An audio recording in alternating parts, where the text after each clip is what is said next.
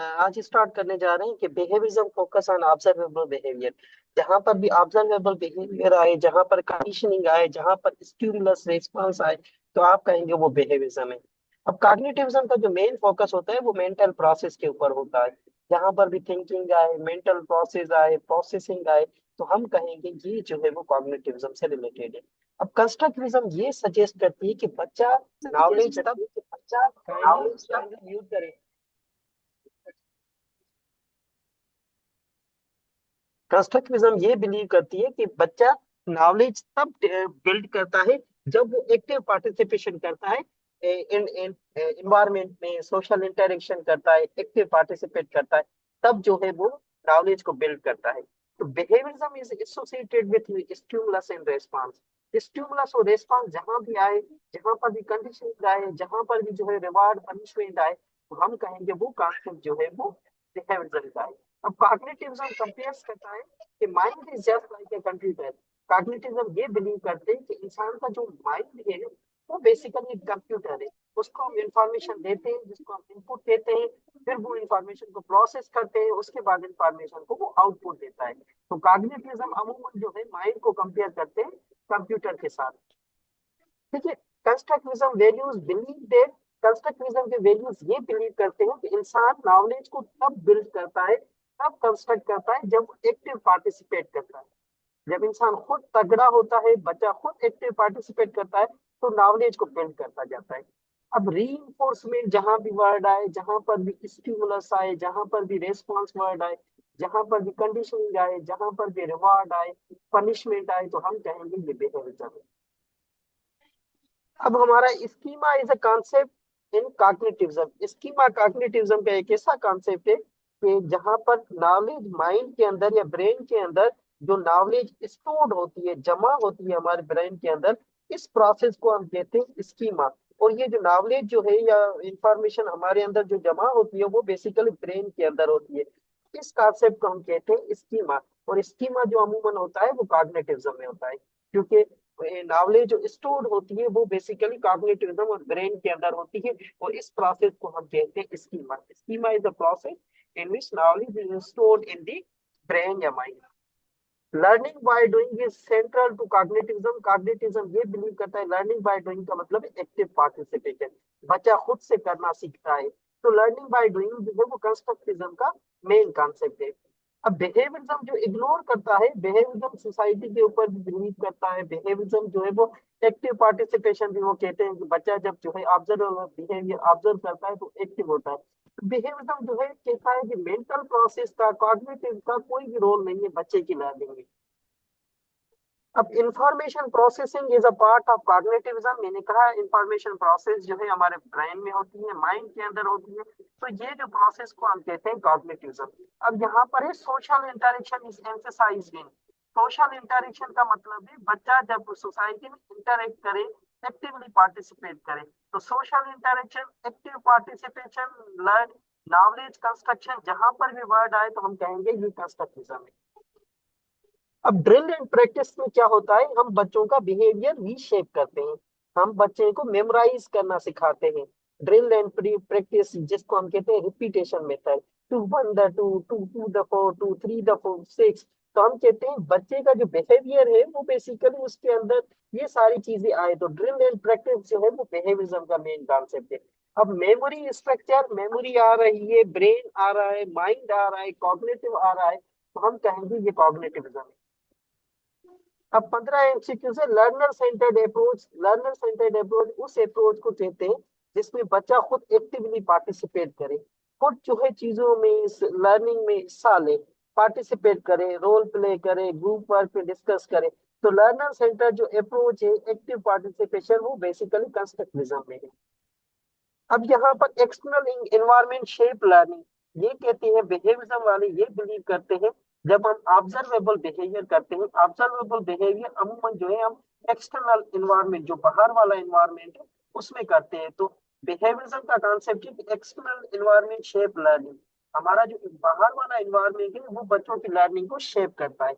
As the company so the colour, ये basically behaviourism. जैसे आपकी कोई कंपनी होगी, आप उस कंपनी को क्या करेंगे, उसको बिहेवियर को उनको एडॉप्ट करने की कोशिश करेंगे।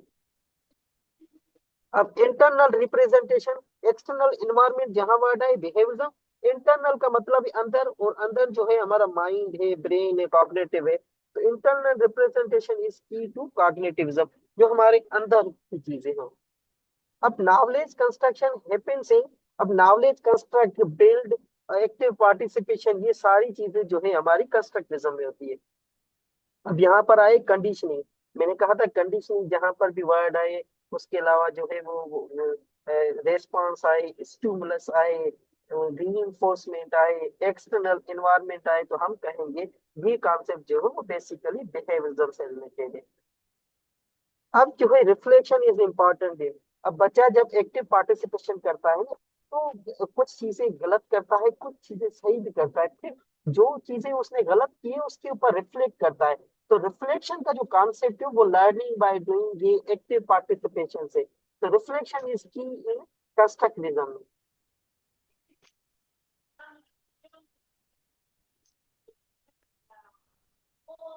ठीक है, तो रिफ्लेक्शन जो हमारा होता है वो कंस्ट्रक्टिविज्म का मेन कॉन्सेप्ट है।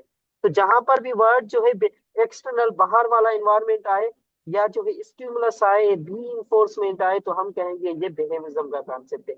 जहां पर भी लफ्ज ऐसे आए जैसे माइंड है, ब्रेन है, स्ट्रक्चर है, थिंकिंग है, एबिलिटीज है, स्कीमा है, तो इसको हम कहेंगे कॉग्निटिज्म।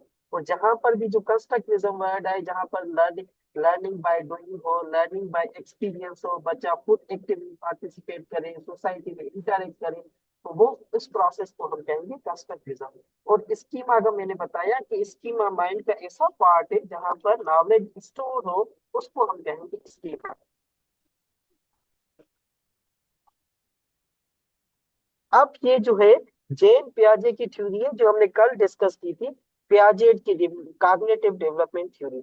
अब जेन पियाजेट ने ये बताया था कि हर एक बच्चा जो होता है वो बेसिकली 4 डेवलपमेंट स्टेजेस होती है। पहली डेवलपमेंट स्टेज को जो उसने डिफाइन किया है उसको कहते हैं sensory motor stage, pre operational stage, operational और फॉर्मल कंक्रीट स्टेज। ये 4 उसने स्टेजेस जो है उसने डिफाइन किए। तो Piaget's propose of cognitive development theory, Jean पियाजे ने दी है। उसने कहा था कि ये जो हर एक इंसान है वो बेसिकली 4 स्टेजेस से गुजरता है। उसकी कॉग्निटिव माइंड के जो है वो बेसिकली 4 स्टेजेस है। तो पहली स्टेज का नाम है सेंसरी मोटर स्टेज। कल भी हमने डिस्कस किया था कि इस स्टेज में बच्चा क्या करता है, वो सेंसेस के थ्रू सीखने की, समझने की कोशिश करता है। और इस स्टेज में जो है सेंसरी मोटर स्टेज में ऑब्जेक्टिव परमानेंस हो। ऑब्जेक्टिव परमानेंस का मतलब ये है कि बच्चा जो है ऐसा समझता है कि जो चीज उसके सामने भी नहीं होगी वो कहेगा ये मेरे सामने मौजूद है। फॉर एग्जाम्पल, अगर आप डॉल उसको दिखाएं, उसके बाद जो है उस डॉल को हटा दें, तो उसके उस स्टेज में जो ऑब्जेक्टिव परमानेंस में ये होता है कि बच्चा स्टिल थिंकिंग कि ये डॉल अभी भी मेरे सामने पड़ी है। तो ये जो है ऑब्जेक्टिव परमानेंस का एक कैरेक्टरिस्टिक है। अब ईगोसेंट्रिसिज्म, मैंने आपको कल भी कहा था, ईगोसेंट्रिसिज्म जो है वो सेकंड स्टेज में होता है। जब बच्चे की एज 2 साल से लेकर 7 साल तक होती है, इस स्टेज को हम कहते हैं pre operational stage. Pre operational stage में क्या करता है बच्चा, जो है वो ईगोसेंट्रिक होता है। बच्चा कहता है, हर बात में ईगो शो करता है कि मैं जो है वाश वाश भी खुद करूँ, वॉशरूम भी खुद जाऊं, टोटलर वाली स्टेज होती है। और जो है हर एक चीज पे जो है वो इगोसेंट्रिसिज्म वाला बिहेवियर शो करता है। अब लॉजिकल थिंकिंग जो स्टार्ट होती है वो बेसिकली थर्ड स्टेज में स्टार्ट होती है, कंक्रीट ऑपरेशनल। कंक्रीट ऑपरेशनल में क्या होता है, बच्चे की थोड़ी थोड़ी लॉजिकल थिंकिंग डेवलप होना शुरू होती है। ठीक है? तो पहली स्टेज का नाम है सेंसरी मोटर स्टेज। इसमें ऑब्जेक्टिव परमानेंस डेवलप होता है, ये जो बर्थ से लेकर 2 इयर्स तक होती है। इसमें बच्चा सेंसेस के थ्रू सीखता है। और इगोसेंट्रिसिज्म स्टेज जो है वो प्री ऑपरेशनल स्टेज है। इसमें बच्चा क्या करता है, बच्चे के अंदर ईगो डेवलप होता है। बच्चा कहता है मैं खुद जो हूँ चीजों को का सीखने की कोशिश करूँ, खुद सारे काम तो मैं खुद करूँ। और इस स्टेज की जो इगोसेंट्रिसिज्म है, इसकी एक खूबी ये है कि इस स्टेज में जो है बच्चे के अंदर लैंग्वेज डेवलप होती है। ये जो लैंग्वेज है वो इस स्टेज में ईगोसेंट्रिसिज्म में डेवलप होती है। और लॉजिकल थिंकिंग जो स्टार्ट होती है वो बेसिकली कंक्रीट ऑपरेशनल स्टेज है, पियाजे की जो थर्ड नंबर स्टेज है, इसमें स्टार्ट होती है। और बच्चा जब एब्स्ट्रैक्ट थिंकर हो, बच्चा हाइपोथेटिकली सोचे, चीजों को क्रिटिकली सोचे। ये बेसिकल आखिरी स्टेज है जिसको हम कहते हैं फॉर्मल ऑपरेशनल स्टेज। तो पियाजे की चार स्टेजेस है, sensory motor stage, pre operational, concrete operational और formal operation. Sensory motor stage में बच्चा सेंसेस के थ्रू सीखता है। इस स्टेज में ऑब्जेक्टिव परमानेंस होता है। ऑब्जेक्टिव परमानेंस का मतलब है बच्चा चीजों को ऐसे देखता है, चाहे वो चीज मौजूद हो या ना मौजूद हो, वो ऐसे फील करता है मेरी आंखों के सामने जो है वो चीज मौजूद है। और इगोसेंट्रिसिज्म जो है ये सेकंड स्टेज में होता है, प्री ऑपरेशनल स्टेज, जिसमें बच्चा जो है वो इगोइस्टिक होता है। और थर्ड स्टेज में जो है आपका बच्चा कंक्रीट ऑपरेशनल, उसकी थोड़ी थोड़ी लॉजिकल थिंकिंग डेवलप होती है, वो चीजों को देखकर लॉजिकली सोचता है। और आखिरी जो स्टेज है एब्स्ट्रैक्ट थिंकिंग, जिसको एब्स्ट्रैक्ट थिंकिंग जो है वो फॉर्मल ऑपरेशनल में होती है, जिसमें बच्चा जो है चाहे वो चीजें मौजूद हो या ना हो, बच्चा उसके ऊपर थिंक करेगा, एनालाइज करेगा, इवैल्यूएट करेगा। ठीक है। अब ये पियाजे का एक कॉन्सेप्ट है एसिमिलेशन। एसिमिलेशन का मतलब है adding new information into existing schema. हमारे माइंड में एक ऑलरेडी इंफॉर्मेशन मौजूद है, माइंड में कुछ ना कुछ मौजूद है, उस माइंड के पार्ट में, ब्रेन के पार्ट में कुछ नई इंफॉर्मेशन को ऐड करना, इस प्रोसेस को हम कहते हैं एसिमिलेशन। फॉर एग्जाम्पल, मेरे माइंड के अंदर जो है वो टू का कॉन्सेप्ट मौजूद है। अब मैं एसिमिलेशन कैसे करूंगा? एसिमिलेशन में न्यू इंफॉर्मेशन टू की टेबल सीखूंगा, वो मेरे माइंड के अंदर जो है वो डेवलप हो गई। मैं जो हूँ टू से रिलेटेड जितने भी प्रॉब्लम्स है वो सॉल्व करना चाहूंगा। कि आपके ब्रेन के अंदर, माइंड के अंदर जो इंफॉर्मेशन मौजूद है, उसके अंदर कुछ नई इंफॉर्मेशन को ऐड करना, इस प्रोसेस को हम कहते हैं assimilation. Assimilation is a process of adding new information to existing schema. आपकी स्कीमा में जो नॉलेज मौजूद है उसके अंदर कुछ न्यू ऐड करना, उसको, उस प्रोसेस को हम कहते हैं एसिमिलेशन। ये जैन पियाजे का कॉन्सेप्ट है। ये अमूमन सवाल आता है एसिमिलेशन का, adding new information to existing schema. अब हमारा एकोमोडेशन का मतलब है हमारे माइंड के अंदर एक कॉन्सेप्ट बना हुआ है, लेकिन वो कॉन्सेप्ट जो है वो सही नहीं है। कभी कभी ऐसा होता है हम किसी बंदे के बारे में परसेप्शन बिठा के बैठे हैं कि ये जो बंदा जो है वो सही नहीं है। हमारी स्कीमा के अंदर एक ऐसी इंफॉर्मेशन है जो दुरुस्त नहीं है। एकोमोडेशन में क्या करते हैं, उस इंफॉर्मेशन को मॉडिफाई करते हैं। हमारे ब्रेन में अंदर हम क्या करते हैं, वो सीख कर उस इंफॉर्मेशन को मॉडिफाई करने की कोशिश करते हैं। तो एकोमोडेशन मींस मॉडिफाइंग स्कीमा। आपकी स्कीमा, माइंड, ब्रेन जहां पर इंफॉर्मेशन स्टोर होती है, वो इंफॉर्मेशन को आप मॉडिफाई करते हैं। अब इक्विलिब्रियम का मतलब है balance between assimilation and accommodation. Assimilation और एकोमोडेशन में जब बैलेंस हो, इसको हम कहेंगे इक्विलिब्रेशन। अब पियाजे believe that learning is an active process. पियाजे का ये मानना था कि लर्निंग जो है एक्टिव प्रोसेस है। बच्चा तब सीखता है जब वो एक्टिव पार्टिसिपेट करता है। Conservation develops in concrete stage. Concrete जो स्टेज है, थर्ड स्टेज है, उसमें कंजर्वेशन डेवलप होती है। पियाजे का फोकस जो है हर एक बच्चे की इंडिविजुअल डेवलपमेंट के ऊपर है, हर एक बच्चे की इंडिविजुअल कॉग्निटिव डेवलपमेंट के ऊपर हो। और सिंबॉलिक थिंकिंग जो है किस स्टेज में अकर्स होती है, वो प्री ऑपरेशनल स्टेज में अकर्स होती है। चीजों को जो है सिंबल के थ्रू जो है रिकॉग्नाइज करता है। और रिवर्सिबिलिटी जो है वो कंक्रीट ऑपरेशनल स्टेज जो है इसमें होती है reversibility. Piaget's was a cognitivist theorist. Cognitive theorist पियाजे जो है वो कॉग्निटिव जो है वो थ्योरिस्ट था। उसने जो है कॉग्निटिव डेवलपमेंट थ्योरी दी, जिसके चार स्टेजेस हम डिस्कस कर दिया है। अब जो है हमने एक और थ्योरी डिस्कस की थी, मैस्लोज हायरार्की ऑफ नीड। इसको ह्यूमनिज्म थ्योरी भी कहा जाता है, क्योंकि इसका सारा जो फोकस है वो इंसानियत के ऊपर है, इंसान के ऊपर है। ये कहते हैं हर काम करें सबसे पहले जो है आप इंसान को फोकस करें। इस इसने कहा है कि ये जो इंसान की जो नीड्स है वो बेसिकली पांच है। पहली नीड्स जो है वो साइकोलॉजिकल नीड है, फिजियोलॉजिकल नीड है। दूसरी जो है आप जो है उस इंसान को शेल्टर दें। फिर जो है आप उस इंसान को जो है वो लव एंड बिलोंगिंगनेस हो। फिर जो है वो सेल्फ स्टीम हो। आखिर में जो है उसकी सेल्फ एक्चुअलाइजेशन। ठीक है। तो ये जो है उसकी स्टेज थी, ये चार स्टेज थी मेस्लोस की हायरार्की है।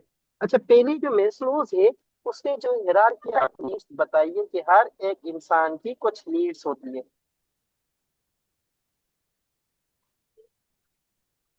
काइंडली क्वेश्चन आंसर में ये सारे पूछेंगे, मैं आपको बताऊंगा। अब मेस्लोस की जो लोएस्ट में लोएस्ट जो पहली स्टेज है वो फिजियोलॉजिकल नीड है। मेस्लो ये कहता है कि कोई भी काम करवाने के पीछे जो मोटिवेशन होती है वो फिजियोलॉजिकल नीड होती है। आप किसी इंसान से कोई भी काम करवाएं, पहले उसकी फिजियोलॉजिकल नीड पूरी करें।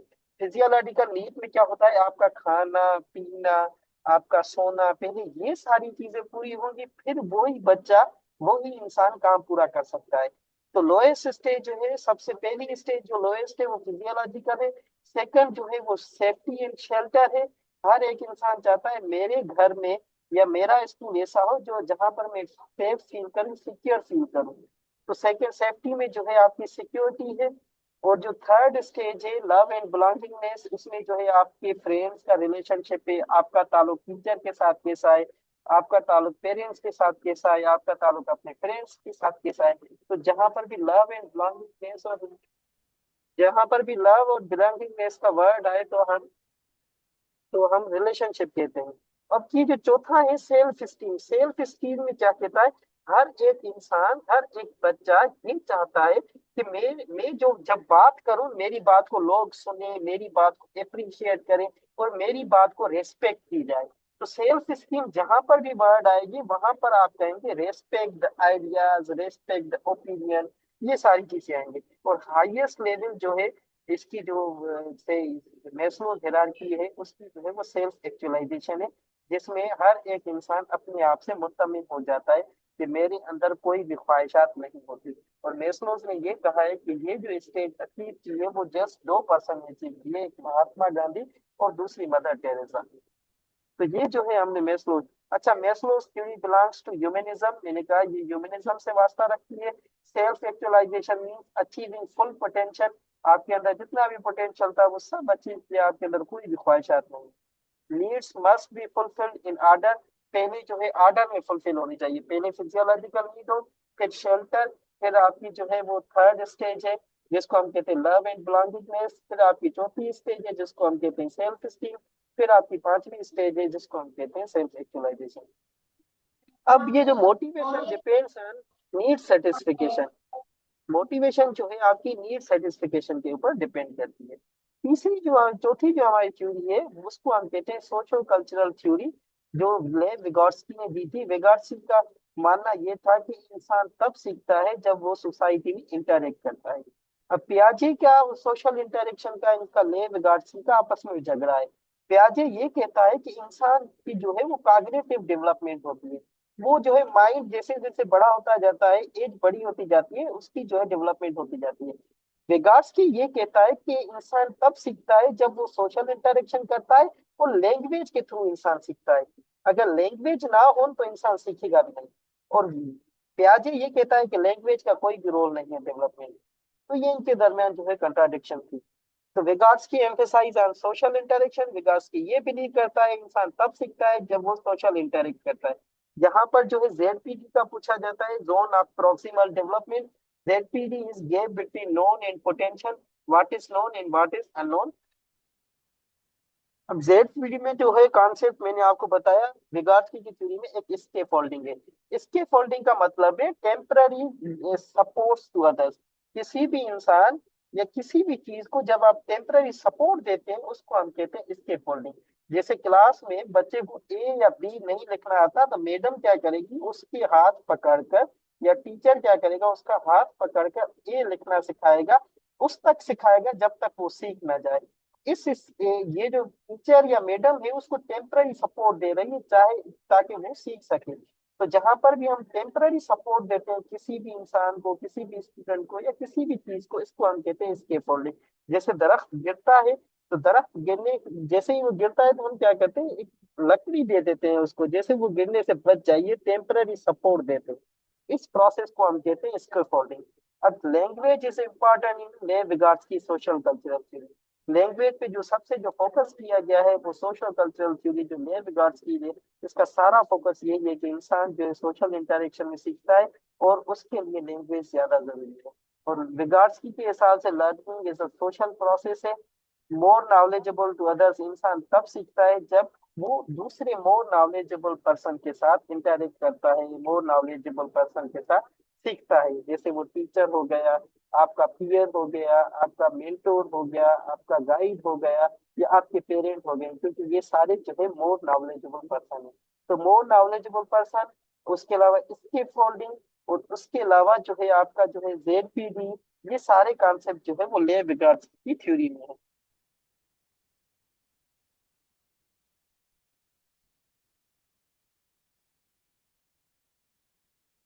अब कल्चर अफेक्ट्स लर्निंग, कल्चर जो है लर्निंग पे, बेटा अगर मैं सारे ऑप्शन मैं तो हर एक कॉन्सेप्ट बता रहा हूँ आपको, अगर चारों में ऑप्शन करूँ तो 4-5 घंटे लग जाएंगे। मैं सारी चीजें बता रहा हूँ, आपको ट्रिक बता रहा हूँ, जहां पर ये वर्ड्स हो आप ये कहेंगे ये थ्योरी है, जहां पर ये वर्ड हो तो ये सारी चीजें हैं। इजी से इजी करने की कोशिश कर रहा हूँ। कल्चर अफेक्ट्स लर्निंग ये कहता है, रिगार्ड्स की ये कहता है हमारा कल्चर जो है हमारी लर्निंग के ऊपर असर करता है। जैसा जैसा कल्चर होगा हम वैसी वैसी हमारी लर्निंग होगी। उसके अलावा internationalisation, internalisation means adopting social knowledge. जब हम सोशल नॉलेज एडॉप्ट करते हैं, सोशल कल्चर एडॉप्ट करते हैं, उसको हम कहते हैं इंटरनलाइजेशन। रिगार्ड्स की थ्योरी सपोर्ट्स कोलाबोरेशन। रिगार्ड्स का मानना भी ये है कि जब आप कोलाबरेट करते हैं, एक दूसरे के साथ सोशल इंटरेक्ट करते हैं, एक दूसरे के साथ मिलते हैं, कोऑपरेशन करते हैं, कोलाबरेशन करते हैं, तब सीखते हैं। तो रिगार्ड्स का मानना जो है वो कोलाबरेशन के ऊपर फोकस है। आइसोलेशन का मतलब है किसी एक पर्सन। पनिशमेंट, ड्रिल, ये जो दोनों कॉन्सेप्ट है ये बेसिकली बिहेवियरिज्म में होती है। तो रिगार्ड्स का मेन फोकस जो है वो कोलाबरेशन के ऊपर है। अब ये कहते हैं कि हमारी विगार्स्की की थ्योरी सोशल कल्चरल थ्योरी है, ये कहती है, ये मानती है कि हमारी जो ये जो लैंग्वेज होती है वो बेसिकली हमारे थॉट्स को शेप करती है। ये कहता है कि पहले लैंग्वेज आती है उसके बाद थॉट्स आते हैं। अगर आपके पास लैंग्वेज भी ना हो तो आपको थॉट्स नहीं आएंगे, थॉट्स भी आपको लैंग्वेज में आते हैं। तो पहले लैंग्वेज डेवलप होती है उसके बाद आपके थॉट्स डेवलप होते हैं। Cognitive growth depends on social interaction. यहाँ पर ZPD helps teacher to guide learning. Zone of proximal development teacher को हेल्प करती है कि कैसे आप बच्चों को गाइड करें। Peer learning is a part of social cultural theory. Peer learning का मतलब है मोर नॉलेजेबल पर्सन, जैसे टीचर्स हो, जैसे आपका फ्रेंड हो। जहां पर भी पीयर लर्निंग आए तो आप कहेंगे ये सोशल कल्चरल थ्योरी है। अब learning precedes development in regards की थ्योरी। अब ये जो है हमारी ऑपरेंट कंडीशनिंग थ्योरी है जो हमने कल भी डिस्कस की थी, ये जो है वो बीएफ स्किनर की है। अब operant conditioning theory was proposed by BF Skinner. ये जो बीएफ स्किनर था वो बेसिकली बिहेवियरिस्ट था। जहां पर भी ऑपरेंट कंडीशनिंग थ्योरी की बात आए, जहां पर भी क्लासिकल कंडीशनिंग की थ्योरी की बात आए, जहां पर रीइंफोर्समेंट की, ऑब्जर्वेबल बिहेवियर की, एक्सटर्नल एनवायरनमेंट की बात आए, तो आप कहेंगे ये बिहेवियरिज्म है। अब behaviour is controlled by consequences. ये कहते हैं बिहेवियर जो है ना आपके नतायज से कंट्रोल होते हैं। जैसे जैसे नतायज आएंगे वैसे वैसे आपका बिहेवियर कंट्रोल होता जाएगा। अब री इंक्रीज बिहेवियर। री का मतलब है आप बच्चों को ऐसे बिहेवियर पे ऊपर अप्रिशिएट करेंगे ताकि वो बच्चा बिहेवियर रिपीट करे। Repetition of behaviour is called री। पॉजिटिव री में आप बच्चों को रिवॉर्ड देते हैं ताकि बच्चे जो है वो बिहेवियर जो है वो री अगेन एंड अगेन करें। नेगेटिव री में आप बच्चों को क्या करेंगे, अनप्लीजेंट स्टिमुलस देंगे। मिसाल मिसाल बच्चे ने एक ऐसा बिहेवियर शो किया जो आपको अनअट्रैक्टिव है। अब नेगेटिव री में आप क्या करेंगे, उसको एक्स्ट्रा अनप्लीजेंट स्टिमुलस, आप उसको एक्स्ट्रा वर्क दे देंगे। या क्लास में जो है बच्चा मोबाइल यूज कर रहा है, आप जो है वो क्लास में बच्चों से छीन दे। ये जो बच्चे से मोबाइल छीनना है ये बेसिकली जो है वो अनप्लीजेंट बिहेवियर है।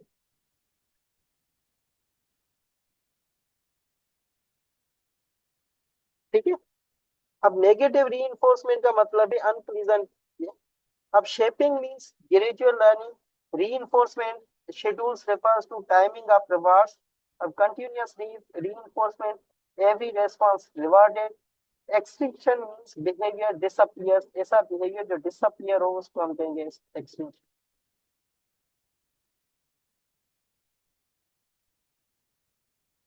सेट हो गई है बेटा।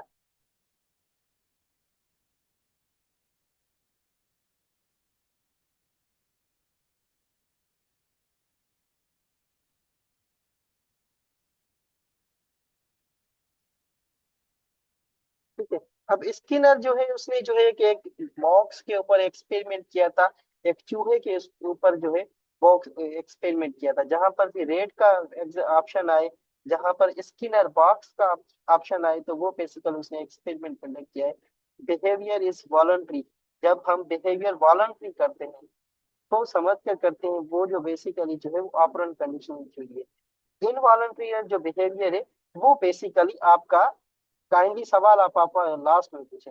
इनवॉलेंटरी जो बिहेवियर होता है वो बेसिकली क्लासिकल कंडीशनिंग थ्योरी में होता है। जैसे डॉग का सिलेवा होना, डॉग चाहे चाहते या ना चाहते हुए उसका जो है वो सिलेवा आ रहा था, तो ये जो है वो क्लासिकल कंडीशनिंग थ्योरी में होता है। अब रिवार्ड जो है आपके रेस्पॉन्स को स्ट्रेंथ करता है, पनिशमेंट आपके रेस्पॉन्स को डिक्रीज करता है। अब प्राइमरी रीइंफोर्सर जो है आपका फूड है, सेकेंडरी रीइंफोर्सर जो है आपका पैसा है। क्लासिकल कंडीशनिंग थ्योरी जो है पावलो ने दी थी, आयन पावलो ने, उसने एक डॉग के ऊपर जो है वो एक्सपेरिमेंट कंडक्ट किया था। वो जैसे जैसे बेल बजा रहा था तो वो खाना जो है वो कुत्ते के पास आ रहा था। तो डॉग ये फील कर रहा था ये जो खाना है बेसिकली ये तब आ रहा है जब बेल आ रही है। तो जैसे जैसे वो बेल आ रही थी उसको खाना मिल रहा था और उसके मुंह से सैलिवा जो है निकल रही थी। एक स्टेज ऐसी आई जहां पर उसने बेल लगाई लेकिन वो उसको खाना मैसर नहीं हुआ, उसके बावजूद भी जो है उसकी सैलिवा आ रही थी। तो ये जो सैलिवा आना है ये बेसिकली अनकंडीशनिंग रेस्पॉन्स है। तो ये जो है क्लासिकल कंडीशनिंग थ्योरी आइन पालो ने दी थी। इसका मानना है कि लर्निंग बाय एसोसिएशन है। इसमें जो है अनकंडीशनल रेस्पॉन्स जो है नेचुरली उसका सैलिवा आना, चाहे फूड आए या ना आए, ये बेसिकली इसका फोकस ये था। इसमें जो है कंडीशनिंग स्टिमुलस था। Pavlov used experience on dogs. उसमें जो है सेलिवेशन जो है सेलिवा आना जो है वो कुत्ते का रेस्पॉन्स था। Acquisition phase learning phases. तो ये जो है वो जेन हाइन पावलो की थ्योरी थी। अब यहाँ पर जो है डिस्कवरी लर्निंग थ्योरी मैंने कल भी बताया था, ये जेराम बर्नर ने दी थी। इसका पर्पस ये था कि बच्चा कैसे डिस्कवर करता है, इन्वेस्टिगेट करता है, चीजों को एक्सप्लोर करता है। अब इस डिस्कवरी लर्निंग में टीचर्स का रोल जो है वो फैसिलिटेटर होता है। अब ये जो वाटसन है, वाटसन का जो थ्योरी है वो बेसिकली वाटसन बिहेवियरिस्ट था। ठीक है। वाटसन का मेन फोकस जो है वो ऑब्जर्वेबल बिहेवियर था, तभी इसको बिहेवियरिस्ट कहते हैं। और वाटसन ने एक जो है बोबोडोल एल्बर्ट के ऊपर जो है वो एक्सपेरिमेंट किया था, बोबोडोल के ऊपर, जिसके ऊपर जो है उसको फियर जनरेट हो रहा था। और एरिक एरिक्सन ने जो है psychological psycho social development theory propose की थी। उसके 8 स्टेजेस है ये एरिक एरिक्सन के।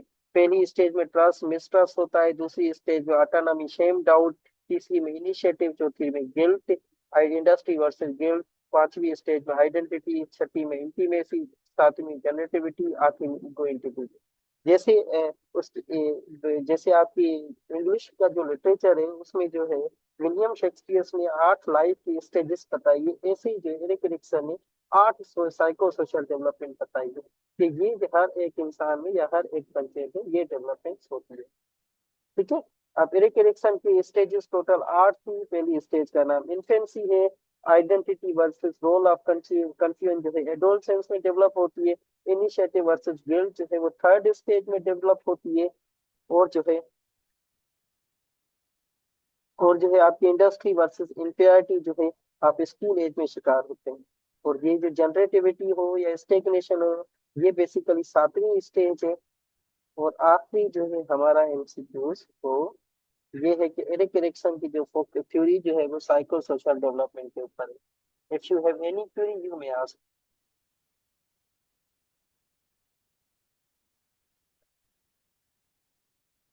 आप काइंडली सवाल पूछ सकते हैं। आप आपके पास 5 मिनट है।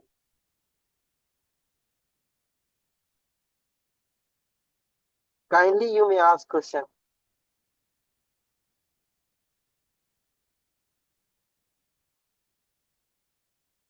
सवाल पूछें, if you have any query you may ask.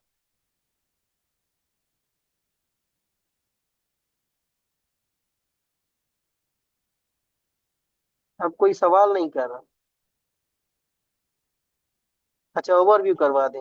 हाँ देर से ग्रेट, तो किसी का सर, सवाल ये नहीं है। ऑपरेंट कंडीशनिंग जो ना, इसका ऑपरेंट कंडीशनिंग रिफाइन कर सकते हैं? थोड़ा समझ नहीं हाँ आया। मैं आपको बताऊं, ऑपरेंट कंडीशनिंग जो थ्योरी है ना वो बेसिकली बीएफ स्किनर की थी। बीएफ स्किनर का ये मानना है कि हर एक इंसान का बिहेवियर जो होता है वो कंडीशनिंग होता है। कंडीशनिंग का मतलब है जानबूझकर हम उसका बिहेवियर चेंज कर सकते हैं, उसमें कोई भी नेचुरल प्रोसेस नहीं होता। वो कहते हैं कि अगर आप रिवार्ड देंगे तो बच्चे का बिहेवियर स्ट्रेंथ होगा, अगर आप पनिश करेंगे बच्चों का उसका बिहेवियर डिक्रीज होगा। ठीक है, तो जहां पर भी रिवार्ड, पनिशमेंट, रीइंफोर्समेंट की बात, कंडीशनिंग की बात आए तो आप कहेंगे ये बीएफ स्किनर की ऑपरेंट कंडीशनिंग। ठीक है, और जहां पर भी अनकंडीशनिंग थ्योरी की बात, अनकंडीशनल रेस्पॉन्स की बात आए तो आप कहेंगे ये पावलो की है, जैसे सेलिबा का आना। और जो ऑपरेंट कंडीशनिंग थ्योरी है उसमें पीएफ स्किनर ने एक रेट के ऊपर एक्सपेरिमेंट किया था, चूहे के उसके ऊपर, और उसके बॉक्स को कहा जाता है स्किनर बॉक्स। ये बुक्स तो ठीक है, मेरे पास अवेलेबल है, मैंने तो रीड किया है, लेकिन सारी वो थ्योरीज इसमें नहीं है। एक दो थ्योरीज तो हाँ। है मैंने रीड की थी। अच्छा, कौन सा विगार्स्की की है? जो थ्योरी, एक मिनट, मदिया का सवाल है। विगार्स्की की जो थ्योरी है वो सोशो कल्चरल थ्योरी है। विगार्स्की का ये मानना है कि हर एक इंसान तब सीखता है जब वो सोशल इंटरेक्शन में इंटरेक्ट करता है, सोसाइटी में इंटरेक्ट करता है। उसका ये मानना है कि आपको सीखने के लिए लैंग्वेज की जरूरत है, और लैंग्वेज की मदद से आपके थॉट्स आते हैं, आपकी आइडियाज जनरेट होती है। विगार्स्की ने ये कहा था कि आपको सीखने के लिए, सोशल इंटरेक्शन करने के लिए जेडपी होनी चाहिए, जोन ऑफ प्रॉक्सिमल डेवलपमेंट होनी चाहिए। जोन ऑफ प्रॉक्सिमल डेवलपमेंट का मतलब ये है कि आप तब सीखते हैं जब आप डिफरेंट टास्क में इन्वॉल्व होते हैं, डिफरेंट न्यू टास्क में इन्वॉल्व होते हैं, तब आपकी डेवलपमेंट होती है। दूसरा कॉन्सेप्ट इसका ये है कि इंसान तब सीखता है जब वो मोर नॉलेजेबल अदर्स, जब आपसे ज्यादा जो नॉलेजेबल पर्सन है आप उसके साथ इंटरेक्ट करते हैं, तब आप सीखते हैं। तीसरा कॉन्सेप्ट ये है कि विगार्स्की ने कहा है कि इंसान तब सीखता है जब उसकी स्केप फोल्डिंग हो। स्केप फोल्डिंग का मतलब है उसको टेम्पररी सपोर्ट दी जाए। जैसे दरख्त को हम टेम्पररी सपोर्ट देते हैं, क्लास में बच्चों को जो है टेम्पररी हाथ से लिखना सिखाते हैं। तो ये बेसिकली लेव विगार्स्की की सोशो कल्चरल थ्योरी है जो मैंने अभी आपको एक्सप्लेन की।